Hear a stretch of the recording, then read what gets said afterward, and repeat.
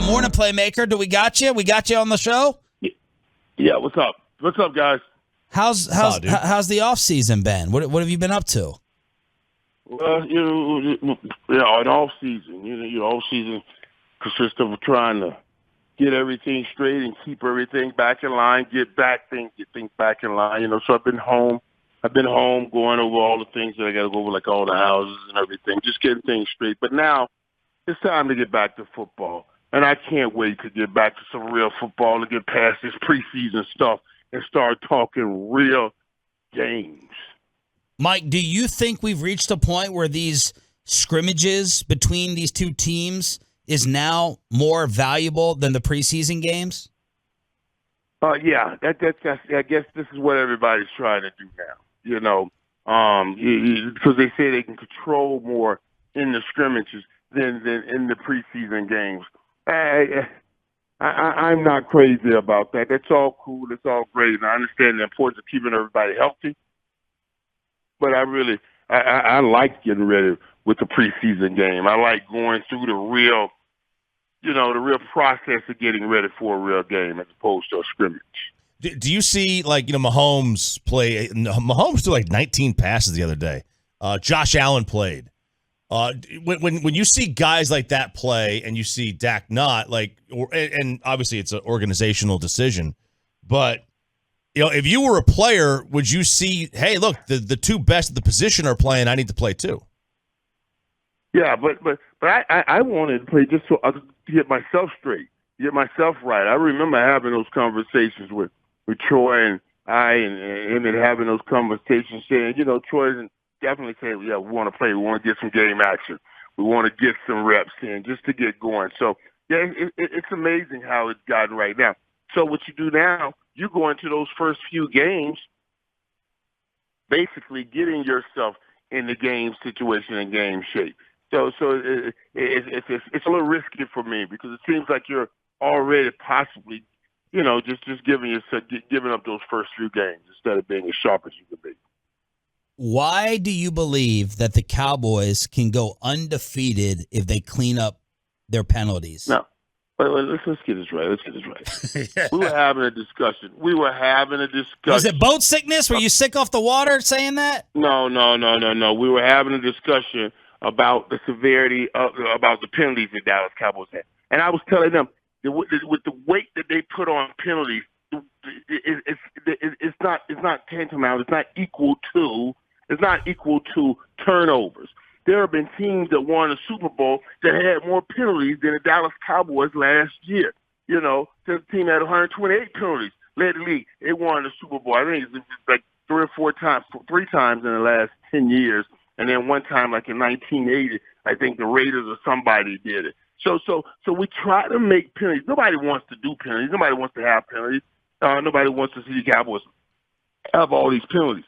But I don't want the Cowboys thinking, our season's done because we're having penalties. You can still win even with the penalties. They are not turnovers. Turnovers are what make you lose games. You can still win games. You don't want the penalties. But it's not the death that turnovers are. And we don't need our guys thinking that. So the undefeated thing kind of got mixed up in translation. Right. Well, what I was saying, if penalties have all that weight, then the Cowboys, if they clean the penalties up, then they would have been like the Dolphins. They lost 5 games last year. They, you know what I'm saying? The worst game they lost, I think, was maybe to the Chiefs or was it to the Broncos. I think they lost the Chiefs by 9 or 10 points, and to the Broncos by 12 or 14 points. Okay, you clean up all those penalties. I think they flipped those games. And they could, and they could have been gone undefeated. The other 3 games they lost by 2 or 3 points. So it's not outrageous if you sit down and just look at it. But people hear what you say, and they don't know the damn facts. They ain't did no studying. They don't look at the game. They don't study. They say, "Oh, you must be crazy." No, go look at it. You cut down. You had 128 penalties, 127 penalties. Cut those penalties down. You could have gone undefeated. So get on out of here with that. That's real. I want you to be Mike McCarthy because we can never figure this out. What would you do if you're McCarthy to address the penalties? Are they more on the players, Mike, Are they more on the coaches? And how in today's NFL with the cap and players union, all that, can you actually punish these guys with accountability? How do the Cowboys fix this, and is it more on the players or the coach? It's on both. It's on both guys, man. It's on both parties. And yeah, there's some things that, like Mike McCarthy, there's some guys you knew you were going to get rid of, okay? And maybe you're going to get rid of them on the third cut later on. But if they got a penalty, maybe I sacrifice one of these guys a little early. Yeah. Just to send a message through the room, send a message through the locker room. We're not going through this. So say I would have cut the guy in week 3 of the preseason. But, yeah, I would have cut.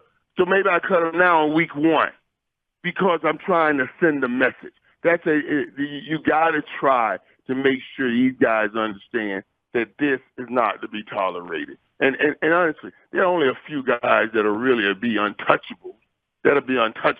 When you get a guy high enough that they think he had a chance of making the team, and you should get out of here. You make too many penalties.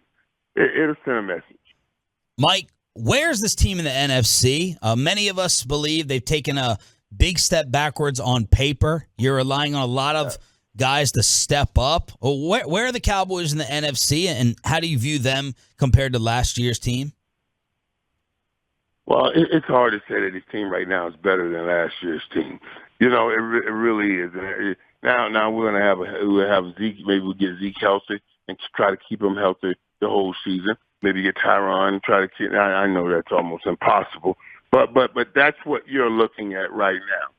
That's what you're looking at. Cowboys last season, they were limping around. Now you got to hope and pray that injury bug stays away in order for this team to do any better than last year's team did. Mike, you know, they move on from Amari. They're going to put CD in that one spot. And then until Gallup comes back, you know, we don't really know who's at the 2. How different was it for you? How different did teams cover you when Alvin left? Well, it's different in this sense. I was the number one even when Alvin was here. Sure. So what they were doing, they were already trying to say, okay, well, you know, the focal point is on Michael. They're going to cover a roll of coverages and everything to me. What it was, we did a lot more switching. You know, we would call 585 switch. You know, so if I was the X and he calls a switch, now I'm the Z. So I move over, and we're trying to mess with teams like that and sit on the same side of J and try to use that. But so you know, I still got as many double teams as I got the week before, but I was they moved me around a little bit, gave me the Z position some, put me down tight on a 943. That's just when I'm 2 yards away from the tight end, and Jay releases outside. I release up under him and try to catch a quick 3-4 yard first down pass, stuff like that they started doing to help. Now, the best thing, though, and the great thing, and I said this about CD, is CD in his first year played 90% in the slot, made 90% of his plays from the slot, and he was second in the team in receptions. And then in his second year, he used 60% of his plays were outside. So he led the team.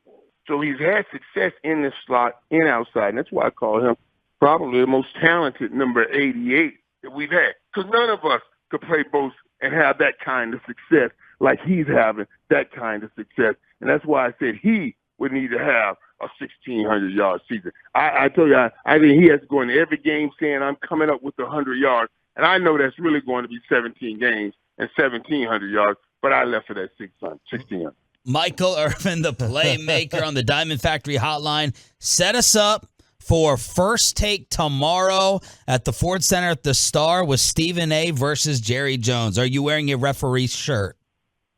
It's going to be good to see right there. Right here on that set with those two right there.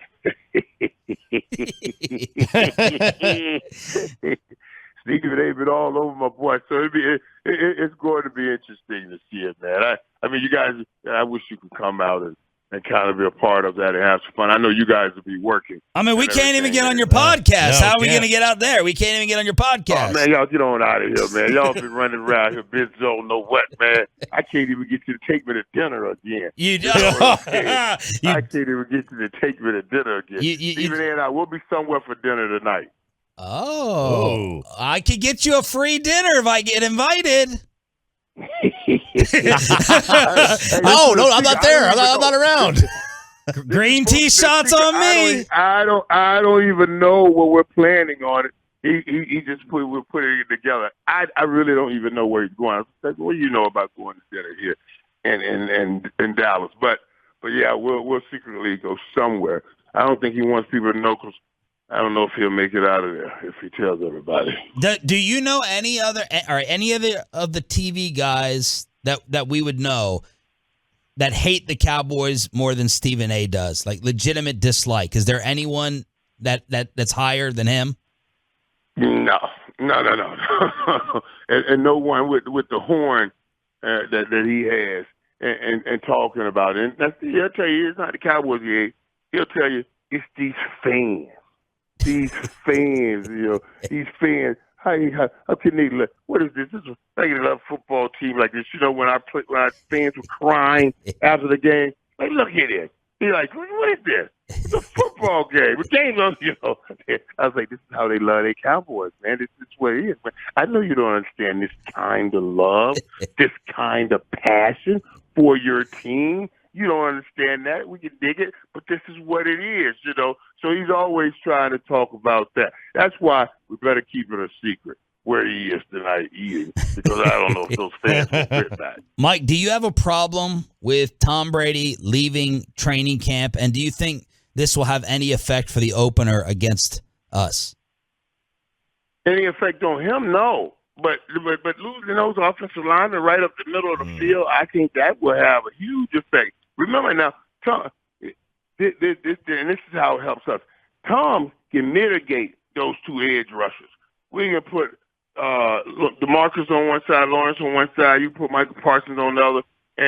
As long as Tom has that thing in the middle, so those two guards doing anything, he can get rid of that ball before that defensive end, the edge rusher gets to him. Yep. But now that those guys are hurt, things are different. Now he gets that push up the middle of the football field. That's his kryptonite.